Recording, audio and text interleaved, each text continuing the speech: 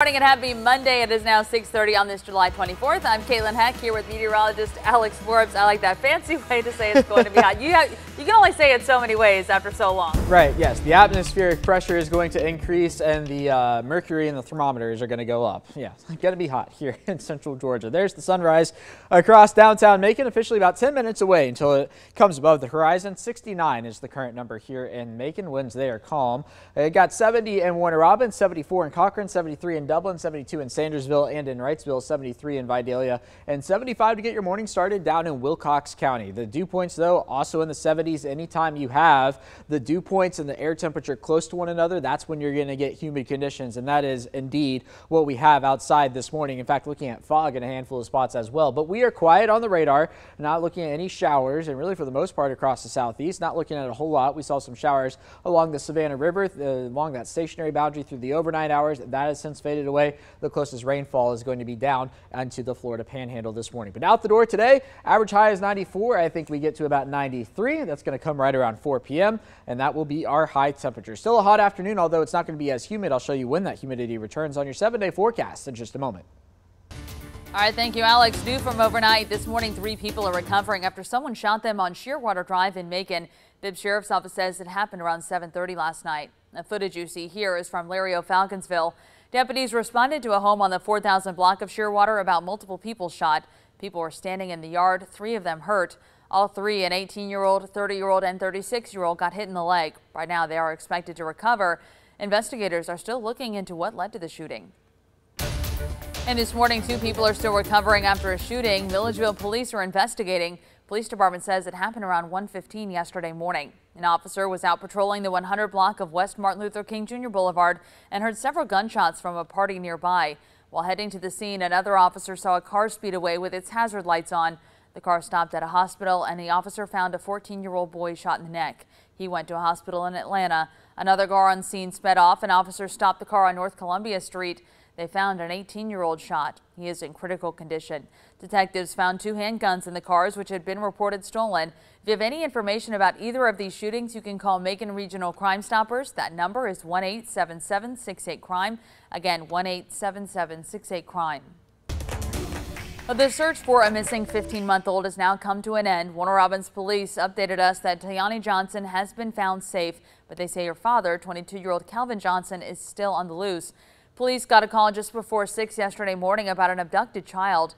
Calvin Johnson was supposed to return the 15-month-old to her mother. Police say the mother found Tayani and her father at a Circle K gas station on Watson Boulevard and Carl Vinson Parkway. The mother reported Calvin approached her with a pistol, then left with the child. Captain Gary Edwards with the police says that state and federal agencies all helped with the search. He says they've been taking advantage of their flock and other camera systems throughout the state.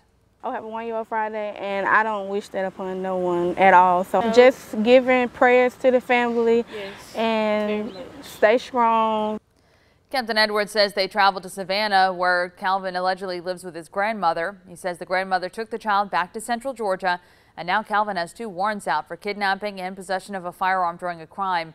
Authorities are still looking for him. They say he could be driving his 2003 Jeep Liberty with a Georgia license plate marked CSX 5096. Again, CSX 5096. If you have any information, you can call 911 or Macon Regional Crime Stoppers. That number again is 1-877-68-CRIME. Time is 6:34 and now to your state news. 3 separate shootings all happened within 1 day in Savannah. Police say around 10 a.m. Saturday, a man got shot at Indiana and Ohio Avenue and went to the hospital. At noon, the second shooting happened at Savannah Gardens Apartments on Pennsylvania Avenue, and then the third happened at that same location. Savannah's mayor says it's important that people cooperate with police and handle their differences peacefully. These things are very demoralizing when they do happen. We have to try to figure out what the common theme is and be able to address it and make sure those people are taken off the streets.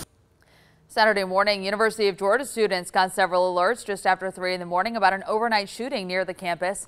At the intersection of Fulton and Spring Streets, police say they arrested 2 people, and those 2 were visiting the campus.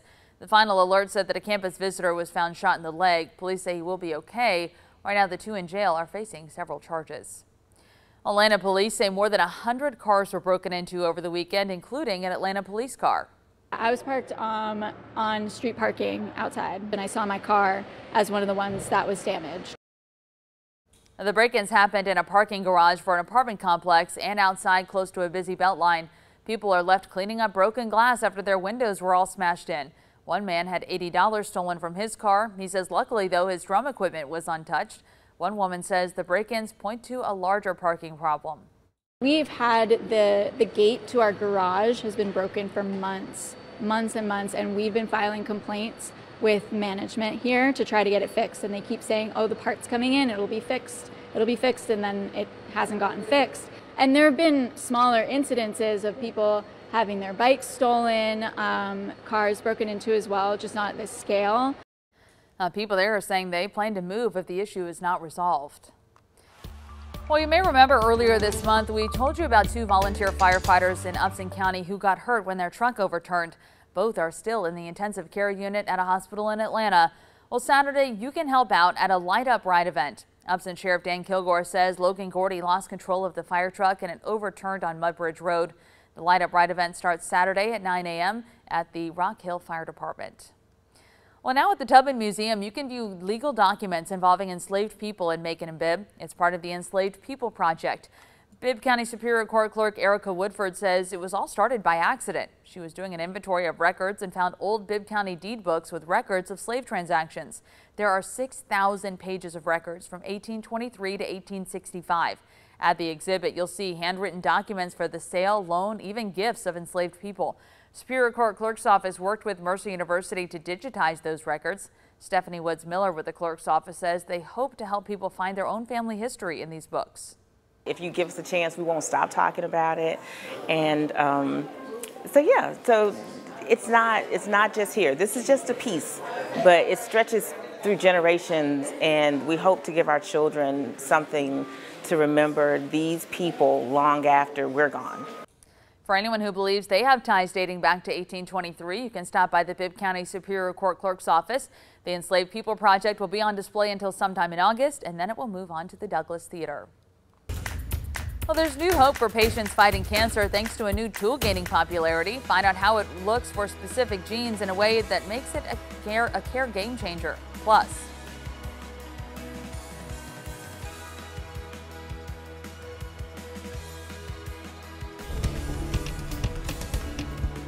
time is now 6:38. 1 week from today, our first group of kids will be getting ready to go to the bus stop this early in the morning. July 31st to go back to school. Wow, I just can't believe it. I understand the August dates. It's the July date. I just can't get past. I know it's the last day of the month, and I know it's a Monday, but like, just kick it to Tuesday, like August 1st. No, a lot of people going back next week as well. Bibb, Howsam, Monroe, Baldwin, most of Central Georgia headed back to school. Here's a live look over downtown Macon. So Bibb County headed back a week from tomorrow. 69 in Macon right now. We've got 70 in Warner Robins, 74 in Cochrane, 70 in Eastman, 73 in Dublin, and 72 in Sandersville. In Washington County right now, we also have no visibility. That's down to 0.0 miles, down to about a mile and 2/10 there in Dublin, about 4/10 of a mile in Eastman, and visibility at about 6 miles here in Macon. So allow a few extra minutes on the roads this morning if you've got to head out the door. The radar is quiet across Central Georgia, not seeing anything really, for that matter, across the state. A couple of storms down into Florida this morning. That's going to be right near Lake City where 75 and 10 intersect, and then some showers up along the Carolina coast and into southern Virginia. But all in all, a quiet morning here across the southeast.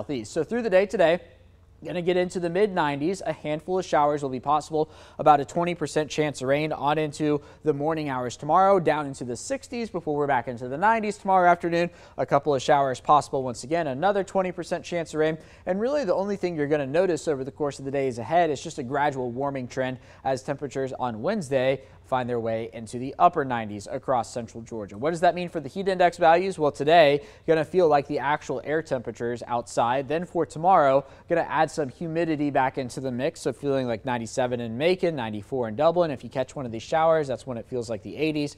And then for Wednesday, we're just going to add to that even more. So feeling like the upper 90s at times through Wednesday afternoon. Now, let's talk about the long-range future view because we do have an increased rain chance, although it's not going to be much by the time we get to the weekend. So hanging on to a 20% chance rain on Friday. I bumped that up to 30% for Saturday and then something similar there on Sunday. Also keeping an eye on the tropics. It is the time of year, late July.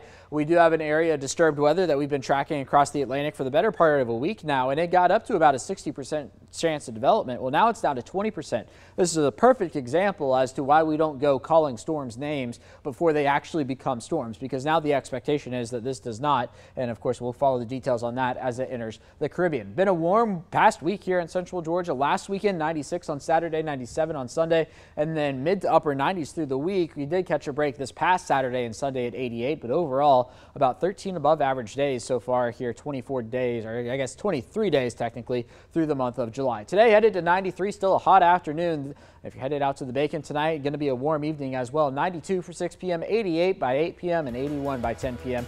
with the humidity on the increase. So 97 for Tuesday and Wednesday, 96 on Thursday. Rain chances back to about 30% by the time we get to the weekend. I also think we start mixing in a few more storms beginning on Thursday.